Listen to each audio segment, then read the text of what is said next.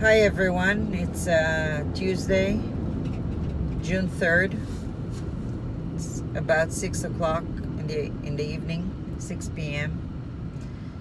I am 3/4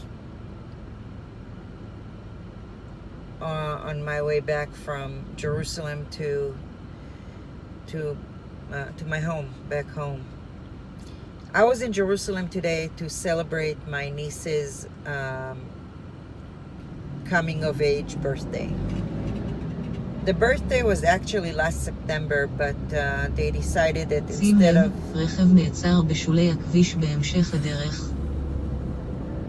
Sometimes I hate this GPS thing. The birthday itself was actually last September. In Judaism, a girl becomes a woman, becomes of age at the age of 12, boys at the age of 13.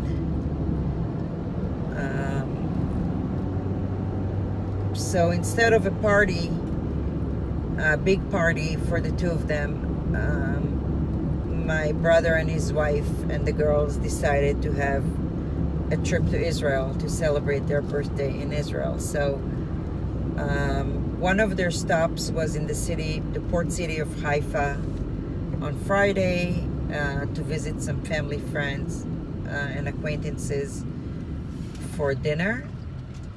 And another one was a visit to the Western Wall today.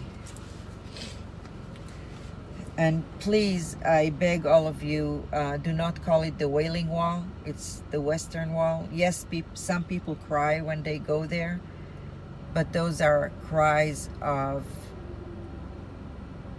passion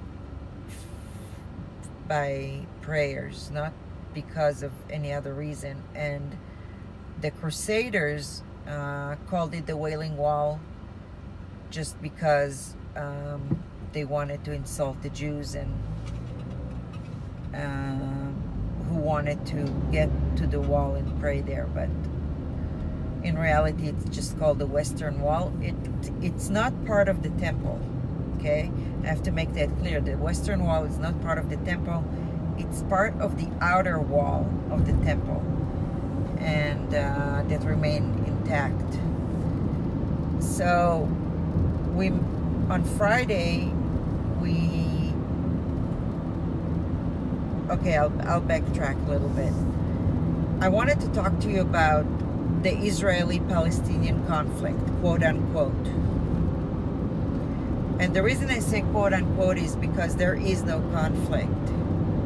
Really, seriously, there is no conflict. There is a sovereign country called Israel that was legally formed by a vote at the UN in November of 1947. And then there are people who do not want that country to exist, and they call themselves Palestinian. That's it. That's really the gist of it. And people may come to me and say, look, they're poor people, they don't have any food, they don't have medicine, they don't have this, they're getting killed. Well, look, I'm sorry. Seriously, I am. My heart breaks for people who are suffering, and everybody who knows me knows that my heart goes out to anyone who suffers. I don't care what color their skin is, what religion they are, nothing makes a difference to me. If somebody's suffering, I hurt for them. But, and that's a huge but, we have to acknowledge a few things here. Number one is, there is no Palestinian people. There is no Palestinian nation. שים לב, רכב נעצר בשולי הכביש בהמשך הדרך. When the Romans conquered Judea, they wanted the name to be erased from the memories of the Jewish people. So they changed the name to Palestine, to actually Palestina. It was in Roman, in Latin, it's called Palestina.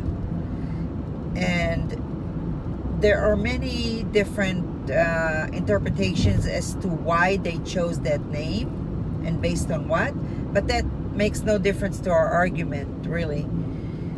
The only argument we have is that there is no Palestinian people. If anything, I could say that my mom is a Palestinian because she was born in Tel Aviv in 1943, when it was still Palestine and before it became the state of Israel. But those people who are in Gaza,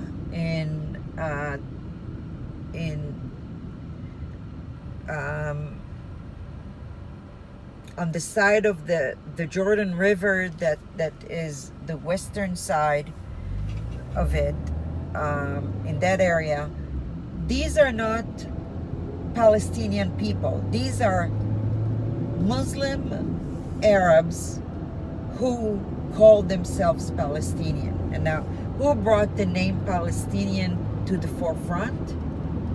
The first one to bring it to the forefront was a little tiny ugly man by the name of Yasser Arafat, and that was in 1964. Yasser Arafat was not even born in Palestine. When he was born, he was an Egyptian. He was an Egyptian who created a militia and called it the Palestine Liberation Organization, in short, the PLO. The mistake that was made by Israel and the rest of the world was that they just took the name PLO, Palestinian Liberation Organization, and pretty much gave it a stage. They called it Palestinian, and that's how the name remained. If you look in any history book from any country in the world, you will not find anything about the Palestinian people. They have no anthem, national anthem. They have no milestone that they can point to throughout history. They have no Nobel Prize winners for anything, or Olympic medalists, or anything, nothing. I mean, I can't even think of anything. Currency, they don't have their own currency. They don't have, they use power, electric and power from Israel. They get humanitarian aid from Israel. They get infrastructural aid from Israel. But they are not Palestinian people. They're just a group of people, most of which are actually refugees from Jordan, that pretty much slaughtered way too many of them. Egypt, that would not allow them into their country. Lebanon and Syria, possibly some Iraqis as well. Yes, there are some that were born in Palestine. I would not deny that. There are some that were born in Palestine, and that's not a new thing. That's not news.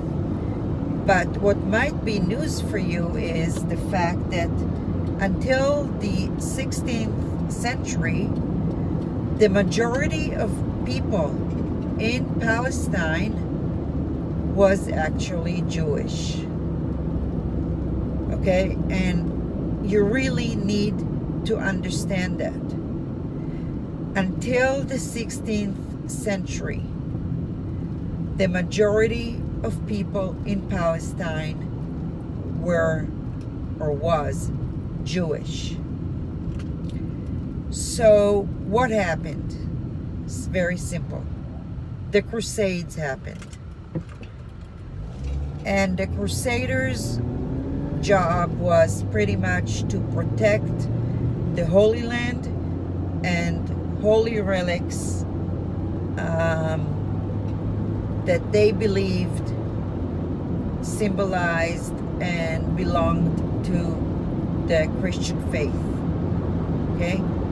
So the Crusaders come to Israel, to Palestine then, and they take over holy sites, some of which were Jewish, some of which they considered completely Christian. On the other side, you have, and by the way, the Crusaders were not saints, okay? The Crusaders were soldiers. Yes, they were Christian soldiers, and yes, they were very devoted and true to their mission, but they were soldiers, and they were very, very skillful soldiers, and could be cruel and unforgiving soldiers. On the other side, you had the Muslim soldiers who were fighting the Christian Crusaders. And the two factions were fighting over not just the Holy Land, but especially Jerusalem. Now, cannot argue about the importance of Jerusalem as a holy city for the Christian faith. We all know, or should know, that Jesus was an actual person. He was a Jewish rabbi who studied in Jerusalem and lived in Jerusalem for a while, and was crucified in Jerusalem. Okay? So there's no doubt that Jerusalem is definitely a holy city for Christianity. How it became a holy city for Islam is a completely different story. And the story is that the Prophet Muhammad woke up one morning alongside his 12 or 14-year-old bride, newer or newest bride, and did I say 12 or 14 years old? I hope so. And told his disciples that during the night, while he was sleeping, he and his horse, his white horse, arrived at this rock, and that this rock would serve him to allow him to come back to earth after he dies, which means something like a second coming, but a Muslim's type of second coming. Now, Muhammad did not use the word Jerusalem at all. He described the rock. His disciples went and walked around the world, and they found a rock that looked similar to, and by rock I don't mean a small rock that that they throw at cars that drive on the roads. By rock I mean a boulder, like a huge boulder. So they found that boulder in Jerusalem, and they decided that that's Muhammad's boulder. And that's why they call it the Dome of the Rock, because that's where they built their mosque. The interesting part is that when Muhammad had that dream, at the time he was living in Mecca, in Saudi Arabia.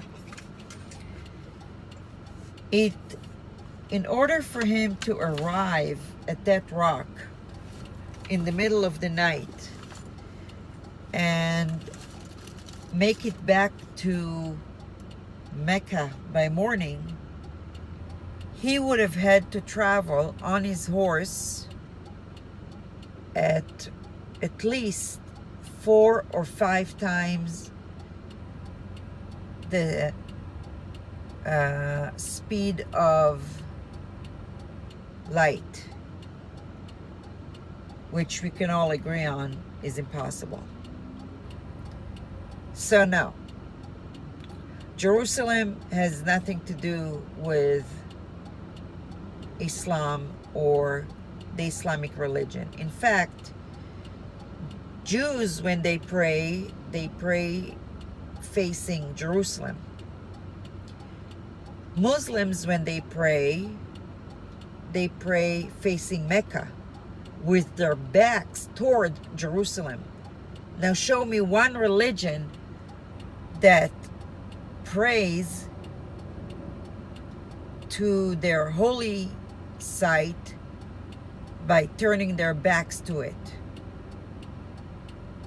Or if you want me to use less nicer terms, using their backsides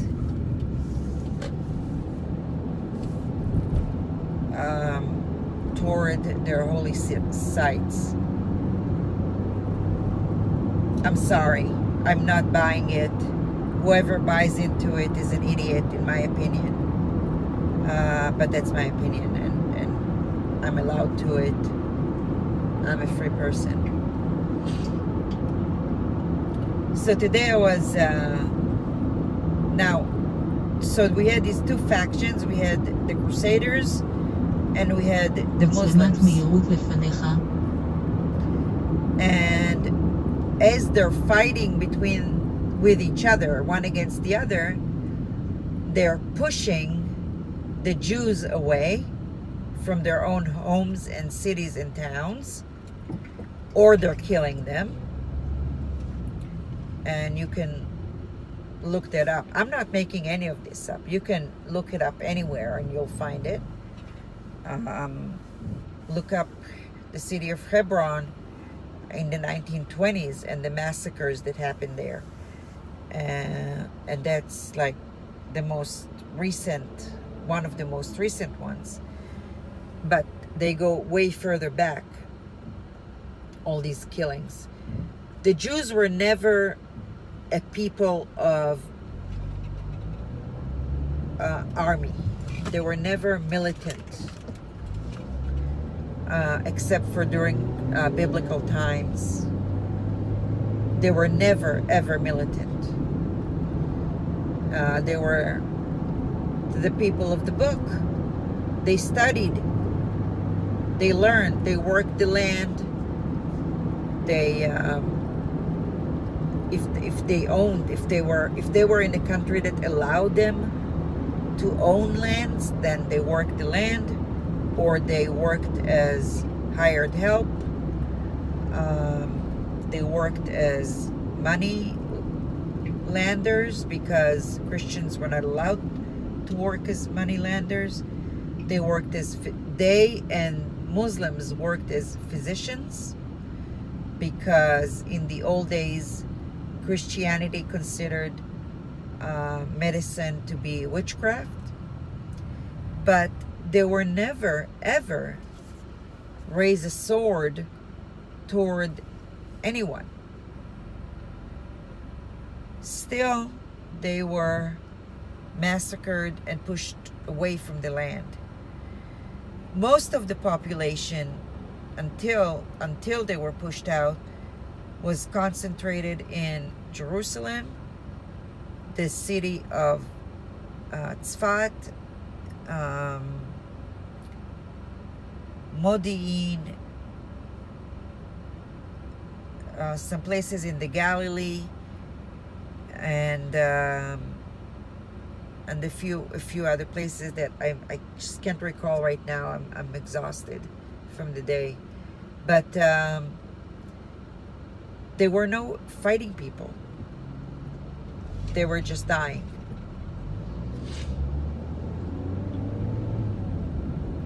And then came the final war. The final war was pretty much between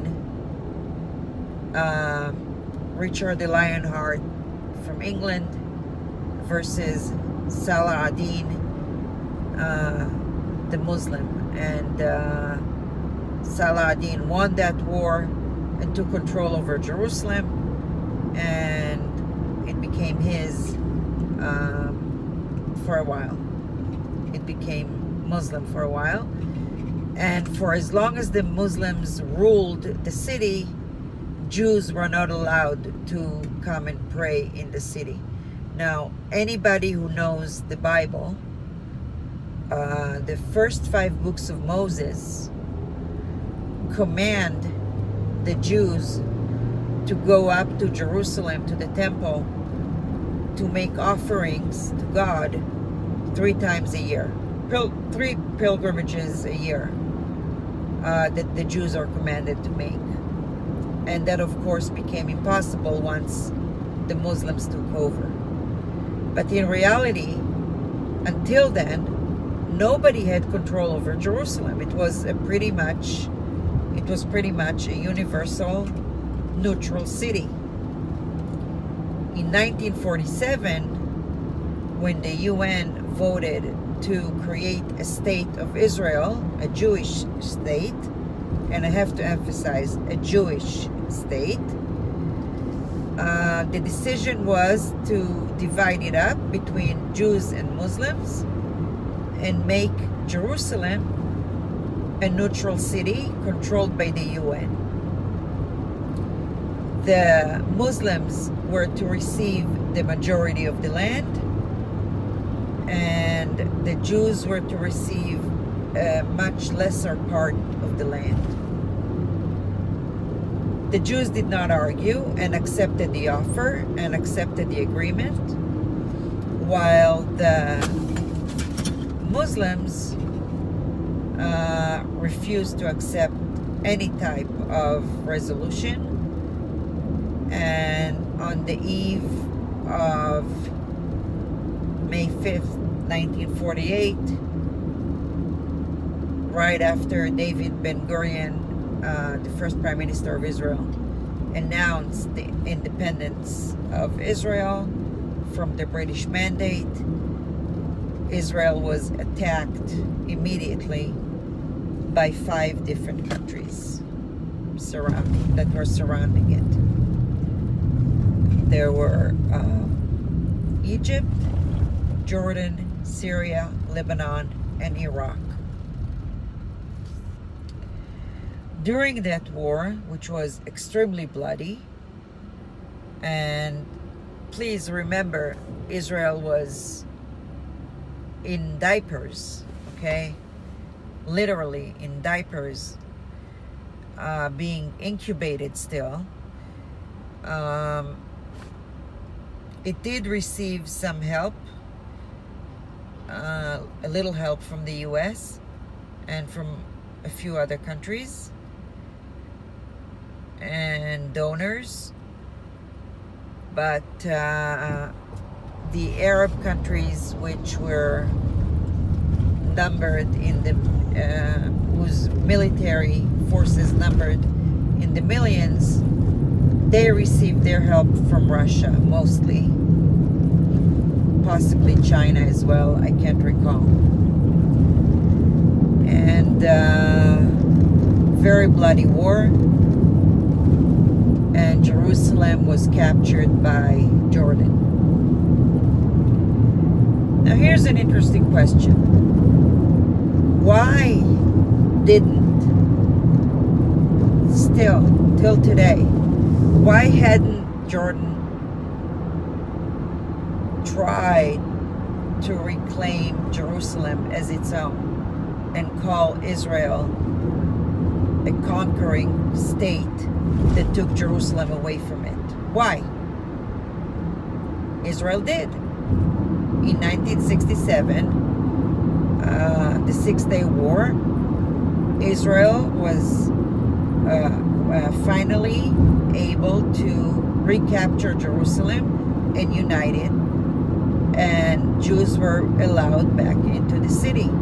So why hasn't Jordan still today not saying, or even before they signed the peace treaty with Israel, why weren't they reclaiming Jerusalem to themselves? And I often wonder if people even ask themselves that. Well, the answer to that is very simple. Because Jerusalem was never theirs to be conquered.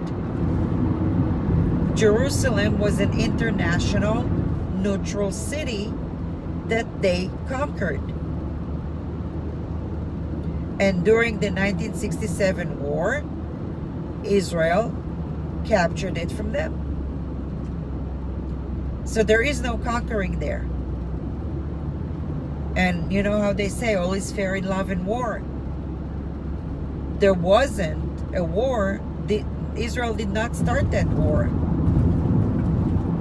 Over and over again, with the exception of the 90s, Israel had been attacked by its neighbors. We can get into the why and why not, and that would take hours, days, months, weeks, years, whatever. I don't know. But I do know this. I live in southern Israel, in the southern part of Israel, that is 3.5 to 4 hours away from the border with Egypt. Okay? It's about 4 hours north of Egypt. It's also about 5 hours away, 4 or 5 hours away from the border with Syria. Okay, that's how big Israel is, lengthwise. Widthwise, about 170 kilometers at its widest part between the Jordan River and the Mediterranean Sea. That's it. That's how big, huge, gigantic, and threatening Israel is. The drive to Jerusalem today took me less than an hour and a half. On Friday, when I drove to Haifa in the north, it took me 2 hours, a little over 2 hours.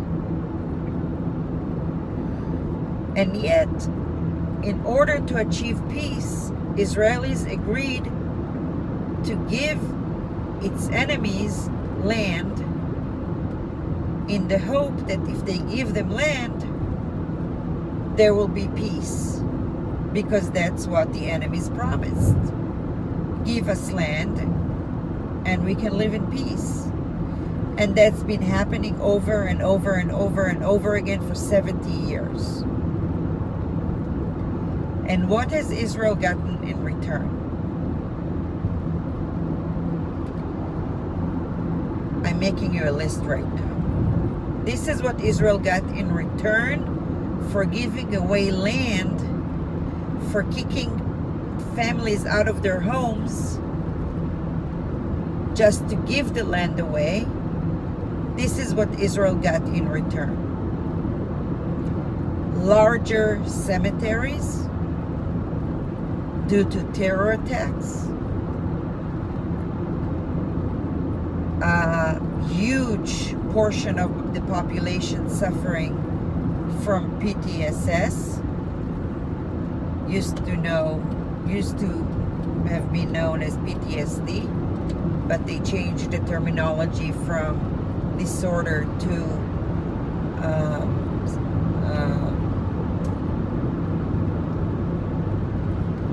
my English escapes me, I'm sorry.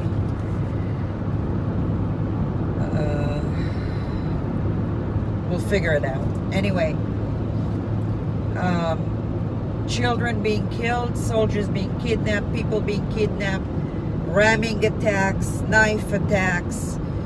Now we have this new weapon, kite attacks. Are you kidding me? How many of us as children used to take two sticks,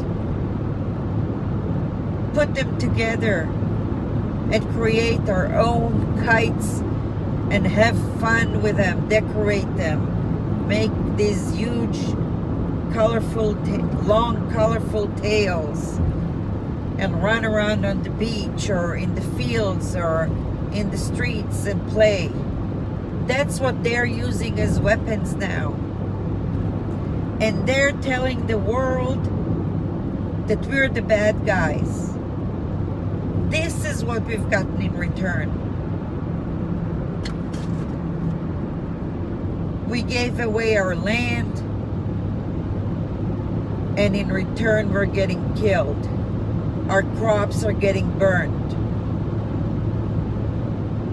And the world is reacting the same way as it reacted at the beginning of World War II, and the same way as it reacted in Rwanda, in the same way as it's still reacting regarding Syria, and it doesn't care. The only difference now is that the world is even blaming Israel.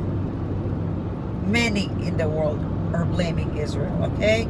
Not all, but many. For what? For defending ourselves? If you live in Texas right now, and somebody from Mexico fires or launches a rocket, שים לב, רכב נעצר בשולי הכביש בהמשך הדרך. if that happens, what would America do?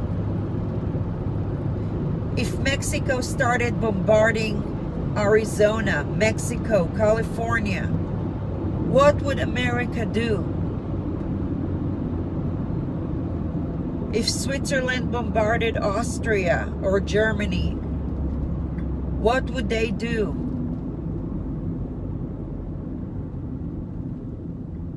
If Argentina bombarded Brazil, what would Brazil do? And guess what? Their retaliations would be justified by the rest of the world. I swear to you, some days I wonder if the UN really only exists so that it can blame Israel for something. That's the only thing that the UN does, is pick and pick and pick. And in the meantime, we're not sleeping. Our kids are frightened. And it's a common thing to see smoke from someplace or hear a big boom, a big explosion.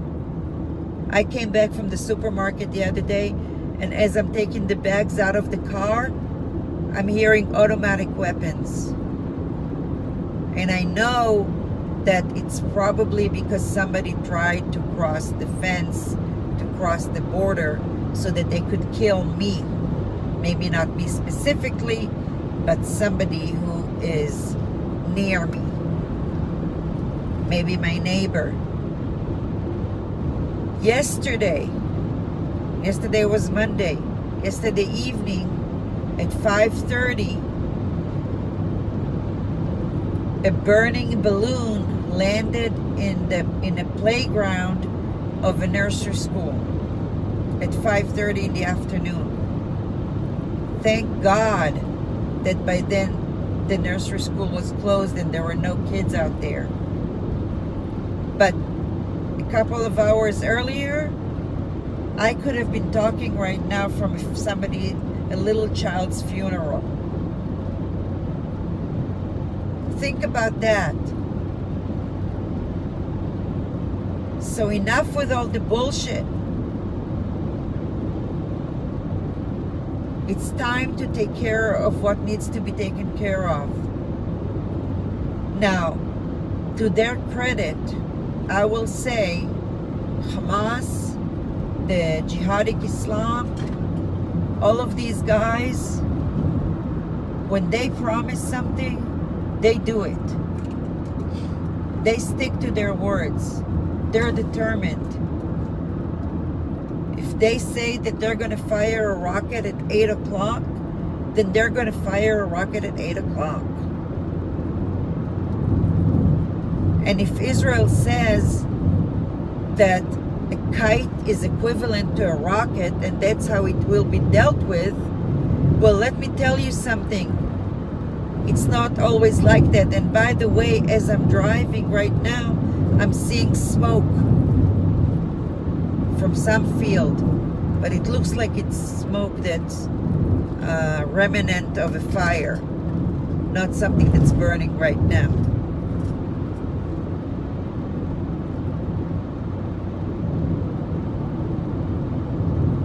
So yes, I'm angry. I'm very angry, and I'm very, very tired. Extremely tired. From lack of sleep, from being on alert all the time, from being unable to concentrate on myself, on my own well-being. The 15th of the month is coming up, and I have no idea if I have the money to pay rent. Why? Because I haven't been able to work for a long time. So yes, I'm bothered by financial issues, and I'm bothered by medical issues, and I'm bothered by personal issues, and I'm bothered by national issues. And I don't see Israel doing and playing and exerting its part in explaining and making the world understand what's going on. Yes, there is the Palestinian propaganda that's going on, and they're very convincing with their pictures, with their stories about a 1-year-old that the IDF killed. Give me a freaking break. Number one, why would you bring a 1-year-old to a violent demonstration on the border? Why would you do that? Why would you put your 1-year-old at risk by doing that? That's number one. Number two, we later learned, and I was shocked that UNRWA agreed to admit to that the 1-year-old died not because of the IDF at all. She was simply sick. And you know what? Many, many, many sick people from Gaza, from an area that the world calls the West Bank, many of these people do get permissions to come and be treated in Israeli hospitals. Yesterday, IDF paramedics had a huge operation in the north in which they treated wounded Syrian citizens. The same people that would advocate the destruction of the state of Israel. Do you understand that? Do you understand how surreal that sounds? Day after day, I see trucks and truckloads upon truckloads upon truckloads of humanitarian aid to Gaza. Cement, or whatever it is that they need for pipes, for infrastructure, for fixing their infrastructure. But are they fixing it? No. They're not fixing it. They're simply using it to build more bombs, to build more destruction, to teach more anger. That's what they're doing it for. And yes, I've been talking for 40 minutes, and I'm sorry about that if it's too long. But the world needs to understand, and if the Israeli government is not going to do that, then I'm sorry, I'm going to do that. And I'm angry, and I'm pissed off, and I'm tired, and I want to go to sleep. And I want my bank account to be finally settled. And I want to have a full-time job.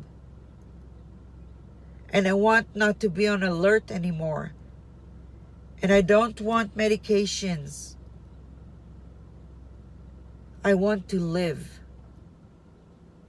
and be with friends and not worry about when or where the next kite is going to come from,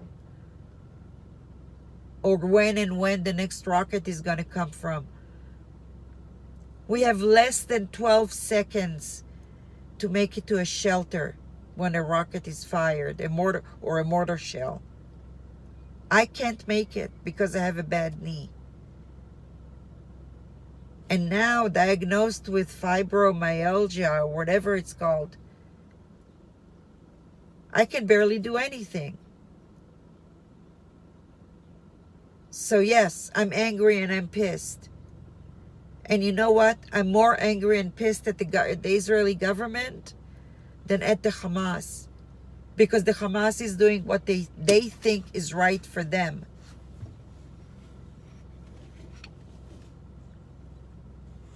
And all the money, especially American, Australian, British, all these countries that give money to Gaza, that's your tax money.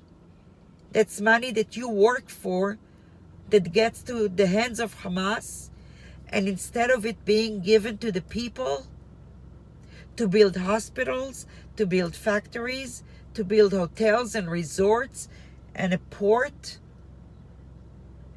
or a marina or tourist attractions, they use it to build rockets and weapons to kill, to murder. Think about that. You are financing our destruction by giving money. Sorry, you're not giving the money. The money is taken from your taxes. The taxes that you have to pay. So get off the couch and contact your own government and go out there and tell them that you want that to stop. That you want schools to be built there. Hospitals. A power station, for God's sakes. Gaza owes Israel over $5 billion in electricity money. Did you know that? If I were to owe the power company $5, my electricity would be turned off. But no, Gaza owes over $5 billion, and they're still not paying it because they don't care. Because they know that if Israel stops the power, they're going to go out in the street and shout that Israel is killing babies by shutting the power. And then the world will be pissed at Israel. Does that make any sense to you? Do you even understand what I mean? Yes, this video is long. But it's the truth.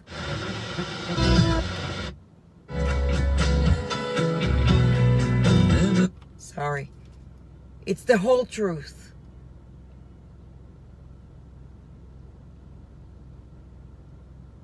That's all I have to say. I'm tired. I finally got home. It was a long drive. Not because of the distance, but because of traffic. So I'm asking you again and again and again. share the message. Help me spread the word. I get no money for this, for doing these videos, for doing the interviews. I get no compensation except for one, which is the most important one. And that is to spread the knowledge. To be that one lit candle that tells you the truth about what's going on here. I'm not the only one that's tired. I'm not the only one that's suffering from PTSS, from lack of a job, from no food in the pantry, from worrying about where the next rent money is going to come from. I don't have any children. I'm not married. And for that, I'm thankful in the sense that I don't have to worry about them. Of course, I'm not happy that I don't have children. I would have loved to have them. But I don't. So happens. So my mission in life right now, my number one mission, is to spread the word, to spread the truth. I don't care if you're religion, if you call yourself an atheist, a Buddhist, a Muslim, a Christian, a Catholic, a Baptist, a Hindu, whatever, a Baha'i, whatever. And by the way, remember I told you that Jordan did not allow Jews to pray in Jerusalem as long as it held on to Jerusalem? Well, guess what? Jerusalem is filled with people of all colors, of all creeds, of all nations, of all religions. Why? Because Israel is a democratic country that believes in peace and in justice and in the freedom of religion and in allowing anybody who wants to pray and everybody who wants to pray where they want to pray. But there's one thing we will not stand for. I will not stand for. And that's the killing and the damage and the hurt and the pain and the suffering that these bastards are causing. And I'm really, really, really hoping that some people in Gaza will see this video and will be inspired to stand up to Hamas. Despite the pain, despite the suffering that they feel, despite the poverty, despite their own well-being, to stand up to them, just like many other countries did when they were oppressed. Stand up for yourself. It's time to put Hamas out of business. It's time to put the Islamic Jihad out of business. It's time to erase the word terror and terrorist out of the dictionary. It's time now.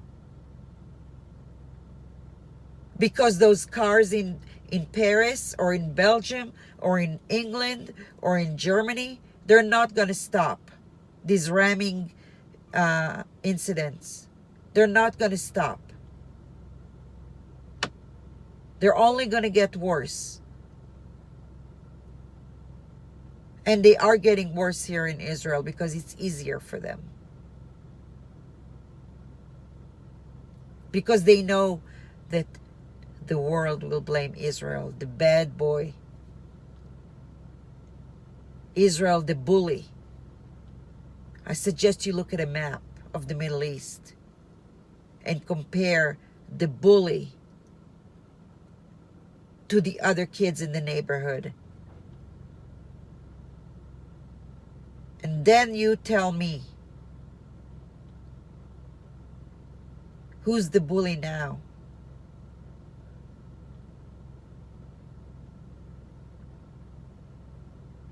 Have a wonderful rest of the week. I'll talk to you soon. Hopefully less tired. God bless Israel. God bless the soldiers. God bless the children. God bless the Jewish people and everybody who supports us all over the world, wherever you may be. May you enjoy the gifts of God